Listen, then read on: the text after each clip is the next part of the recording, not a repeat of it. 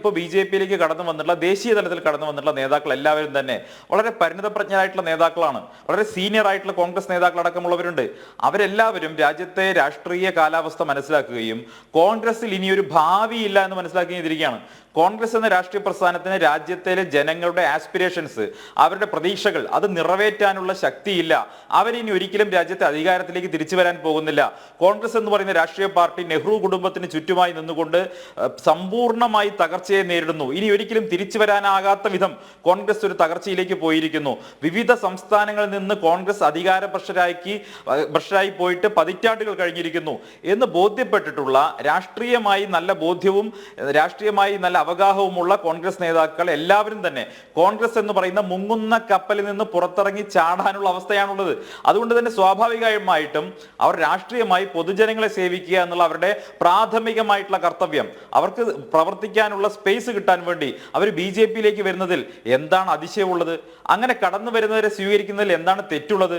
അങ്ങനെ കടന്നു വരുന്ന ആളുകൾ BJP-യിലേക്ക് വരുന്ന ആളുകളെ സ്വീകരിക്കുക എന്നുള്ള ജനാധിപത്യപരമായിട്ടുള്ള മര്യാദയാണ് ഞങ്ങൾ കാണിച്ചിട്ടുള്ളത്. അതല്ലാതെ CPM-നെ പോലെ ഇരുമ്പ് മറയ്ക്കുള്ളിൽ മെമ്പർഷിപ്പ് കൊടുക്കുകയും ചില ആളുകൾക്ക് മാത്രം മെമ്പർഷിപ്പ് കൊടുക്കുകയും ഈ രാഷ്ട്രീയ പാർട്ടിയിലെ മെമ്പർഷിപ്പ് എന്നാൽ എന്തോ മഹാകാര്യമാണ് എന്ന രീതിയിൽ അവതരിപ്പിക്കുകയും ചെയ്യുന്ന ജനാധിപത്യ ശൈലിയല്ല ഞങ്ങൾക്കുള്ളത്. ഞങ്ങളിത് തുറന്ന ജനാധിപത്യ രീതിയാണ്. അതുകൊണ്ട് തന്നെയാണ് പത്മജ മുതൽ അനിൽ ആന്റണി വരെയുള്ളവർക്ക് BJP-യിലേക്ക് സധൈര്യം കടന്നു വരാൻ സാധിക്കുന്നത്. ഞങ്ങൾ അവരെ സ്വാഗതം ചെയ്തു. ഞങ്ങളെ പാർട്ടിയിലേക്ക് കടന്നു വരുന്ന ആളുകളെ ഞങ്ങൾ കണ്ണിന്റെ കൃഷ്ണമണി പോലെ കാത്തു സൂക്ഷിക്കും. ഒരു സംശയവും അക്കാര്യത്തിൽ വേണ്ട. ഇവിടെ പ്രതിപക്ഷ പാർട്ടികളൊക്കെ ഉന്നയിക്കുന്ന ആക്ഷേപം അന്വേഷണ ഏജൻസികളെ വിട്ട് ഭീഷണിപ്പെടുത്തുന്നത് കൊണ്ടാണ് എന്നൊക്കെ ഉന്നയിക്കുന്ന ആക്ഷേപമൊക്കെ ഒരു വസ്തുതയും ഇല്ലാത്തതാണ്. അത്തരം ഒരു ആക്ഷേപങ്ങൾക്കും ഒരു വസ്തുതയുമില്ല.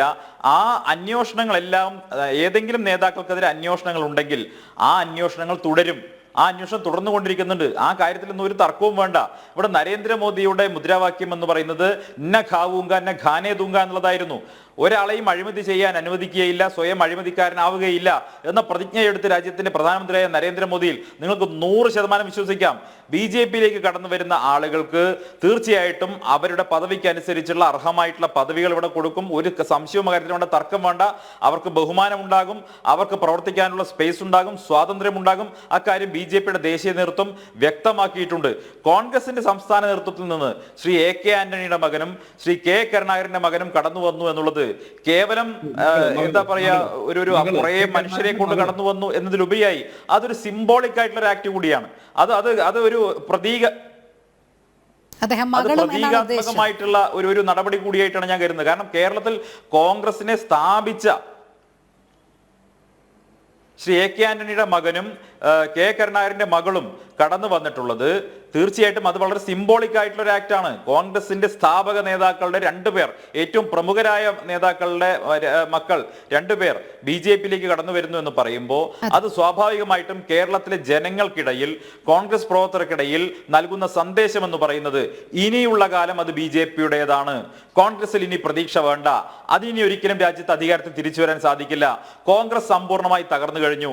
ഇന്ന് കോൺഗ്രസിന്റെ സംഘടനാ ദൗത്യമുള്ള അഖിലേന്ത്യാ ജനറൽ സെക്രട്ടറിക്ക് പോലും രാജസ്ഥാനിൽ നിന്നുള്ള തന്റെ രാജ്യസഭാ സീറ്റ് നഷ്ടപ്പെട്ടാൽ പോലും കുഴപ്പമില്ല എന്ന് കരുതി കേരളത്തിൽ വന്ന് ലോക്സഭാ തെരഞ്ഞെടുപ്പ് നേരിടേണ്ടി വരുന്ന രാഷ്ട്രീയ സാഹചര്യം, അത്രമേൽ ദയനീയമായ സാഹചര്യം കോൺഗ്രസിന് വന്നു ഭവിച്ചിരിക്കുന്നു. കേരളത്തിലും അവർക്ക് സീറ്റ് കുറയാൻ പോകുന്നു എന്നവർക്ക് നല്ല ബോധ്യമുള്ളത് കൊണ്ടാണ് രാജ്യസഭാ അംഗത്വം പോയാലും കുഴപ്പമില്ല എന്ന് കരുതി KC വേണുഗോപാലിനെ അടക്കം ഇങ്ങോട്ട് കൊണ്ടുവന്നിരിക്കുന്നത്. അപ്പൊ കോൺഗ്രസ് പോയി പെട്ടിരിക്കുന്ന അവസ്ഥ എന്ന് പറയുന്നത് സമ്പൂർണമായ തകർച്ചയുടേതും അതിന്റെ ഏറ്റവും അവസാനത്തെ ഊർധ്വം വലിച്ചുകൊണ്ടിരിക്കുകയാണ് കോൺഗ്രസ്. ആ ഊർധ്വം വലിച്ചുകൊണ്ടിരിക്കുന്ന കോൺഗ്രസിനെ രക്ഷിക്കാൻ ഇനി രാഷ്ട്രീയത്തിൽ ഒരാൾക്കും സാധിക്കുകയില്ല, നെഹ്റു കുടുംബത്തിന് സാധിക്കുകയില്ല എന്ന ബോധ്യം രാജ്യത്തെ ജനങ്ങൾക്കുണ്ട്. അതിന് കാരണമായത് കോൺഗ്രസ് സ്വീകരിച്ചിട്ടുള്ള കാലങ്ങളായി ഇപ്പൊ സ്വീകരിച്ചുകൊണ്ടിരിക്കുന്ന ദേശവിരുദ്ധമായിട്ടുള്ള നിലപാടുകളാണ്. ആ ദേശവിരുദ്ധമായിട്ടുള്ള നിലപാടുകൾ കോൺഗ്രസിന്റെ അഖിലേന്ത്യാ നേതൃത്വത്തിനെ ഉപദേശിച്ചു കൊടുത്തത് ദൗർഭാഗ്യവശാൽ കേരളത്തിൽ നിന്നുള്ള ഈ ഇടത് ലൈൻ പിന്തുടരുന്ന ലെഫ്റ്റിസ്റ്റ് ലൈൻ പിന്തുടരുന്ന കേരളത്തിലെ നേതാക്കന്മാരാണ്. കോൺഗ്രസിന്റെ രാജ്യത്തെ സമ്പൂർണമായ തകർച്ചയ്ക്ക് ഉത്തരവാദി കേരളത്തിൽ നിന്നുള്ള കോൺഗ്രസ് നേതാക്കന്മാർ സ്വീകരിച്ചിട്ടുള്ള അന്ധമായ BJP വിരോധവും CPM അനുകൂല നിലപാടും ലെഫ്റ്റ് അനുകൂല നിലപാടുമാണ്.